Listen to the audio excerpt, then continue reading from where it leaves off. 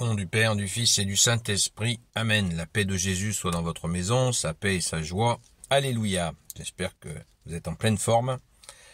Nous lisons le Saint-Évangile selon Saint Matthieu, chapitre 12, versets 1 à 8. Que ta parole, ô Jésus, rentre dans mon esprit, que mon cœur proclame ta parole et que mon cœur l'accueille. Amen. Jésus et le sabbat. En ce temps-là, Jésus traversait des champs de blé, et c'était un jour de sabbat. Les disciples avaient faim et ils commencèrent à cueillir des épis pour les manger.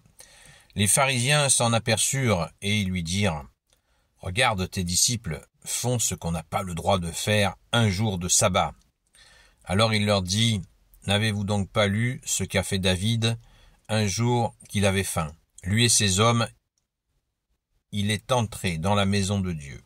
Et ils ont mangé les pains de l'offrande qui étaient interdits pour lui comme pour ses hommes, car seuls les prêtres peuvent en manger. N'avez-vous pas lu non plus dans la loi que dans le temple des prêtres n'observent pas le repos du sabbat? Les prêtres n'observent pas le repos du sabbat. Et ce n'est pas là une faute. Je vous affirme qu'il y a ici mieux que le temple. Et si vous aviez compris cette parole, c'est la miséricorde que j'aime, non les offrandes.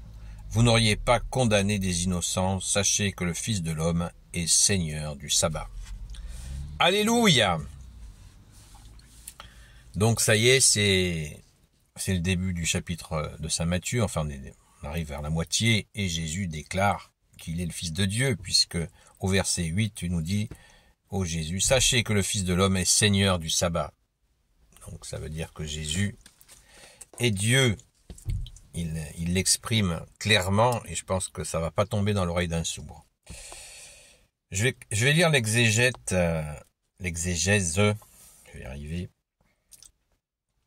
Pourquoi l'Évangile a-t-il insisté sur ces conflits avec les pharisiens?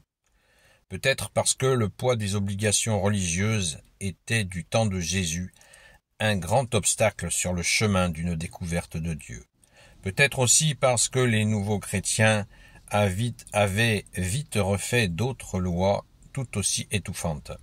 Si Jésus a violé délibérément la plus sacrée des lois données par Dieu à Moïse, que penser de nos lois ecclésiastiques non garanties par la parole de Dieu?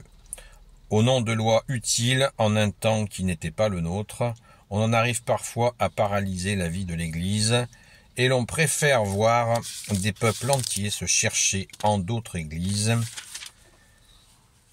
les communautés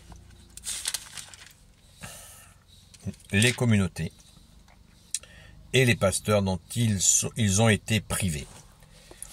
À méditer. Alors l'appellation pasteur, soyons clairs, l'appellation pasteur, on dit aussi d'un curé que c'est un pasteur. Un pasteur qui s'occupe, un berger. Voilà. Alors, nous sommes là dans ce moment toujours très chaud, très tendu, avec Jésus qui prend la défense de la vérité, bien sûr, et puis de ses apôtres, qui sont pas encore saints, mais c'est en cours. Et il leur dit cette phrase, je vous affirme qu'il y a ici mieux que le temple. Waouh. Ben oui, ils ont le Fils de Dieu en face d'eux. Mais ils ne le savent pas, les bougres.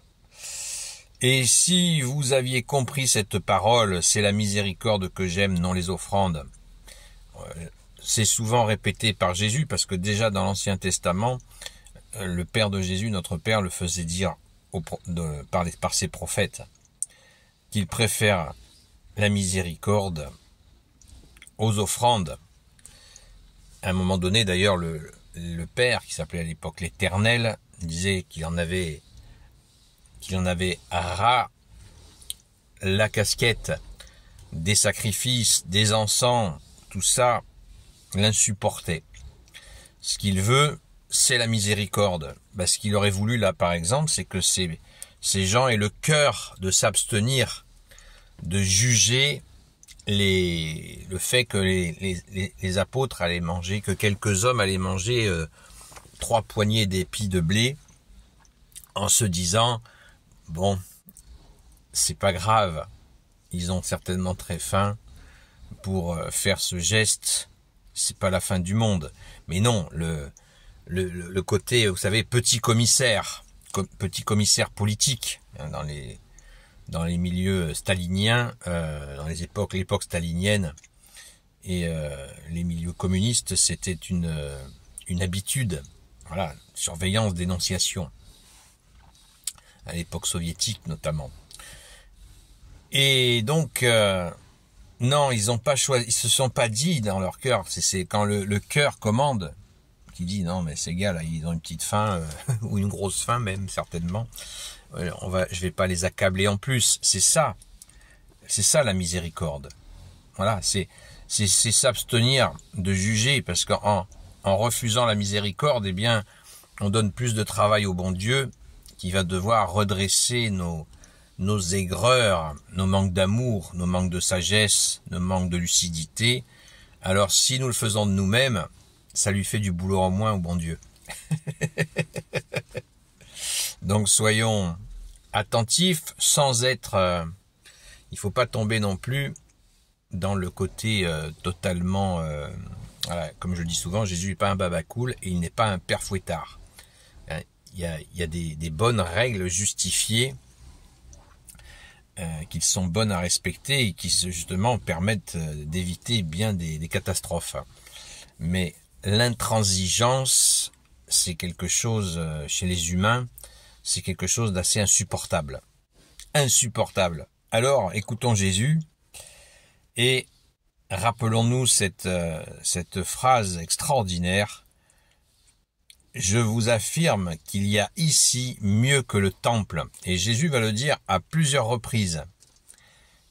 Voilà, qu'ils ont face à eux. Il leur dit, mais il leur dit pas comme ça directement. Oh, t'as le Messie en face de toi, là, le Fils unique de Dieu.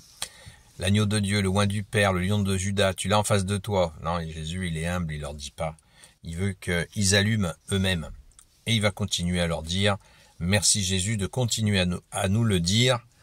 On en est certain, bien sûr, mais ça fait du bien à entendre. Loué sois-tu, Jésus.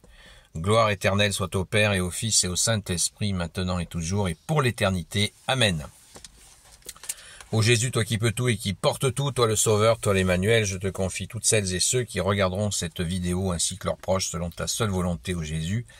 Sainte Marie, Reine des cieux, toi l'Immaculée Conception, toi qui écrases le serpent, toi qui es la lune sous tes pas, toi notre Mère, Notre-Dame. Saint Joseph, toi le juste et le saint, toi le sage, toi la terreur des démons, toi le saint gardien de la Sainte Église catholique apostolique. Sainte Marie-Madeleine, notre chère sainte patronne, et vous tous les saints et saintes, amis de toi Jésus. Saint Michel Archange qui est comme Dieu, Saint Gabriel Archange, Saint Raphaël Archange, et vous tous les anges qui servez Jésus, je vous confie toutes celles et ceux qui regarderont cette vidéo, ainsi que leurs proches, selon ta seule volonté, ô Jésus. La paix de Jésus soit dans votre maison, à très vite. Et à ce soir, à la grâce de Jésus, à 20h sur la chaîne Seul Jésus Sauve sur TikTok. Nous avons besoin de prier pour la France sans cesse, sans cesse, sans cesse. À très vite.